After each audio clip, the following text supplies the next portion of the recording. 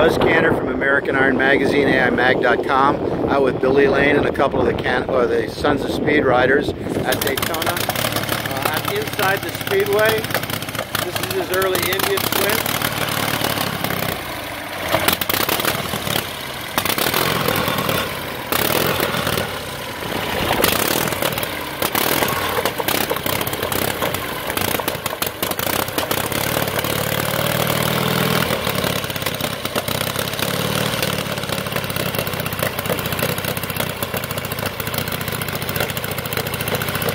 What he's doing now is he's letting it clean out the carburetor. You can hear a little hesitation, a little misfire, and then he's just adjusting it to get the right temperature in the air, mixture here.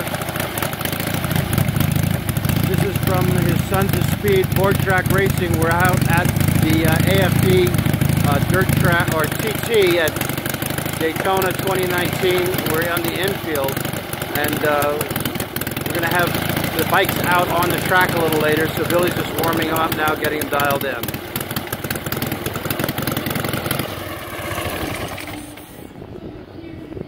Once again, this is Buzz Cantor, American Iron Magazine, with Billy Lane.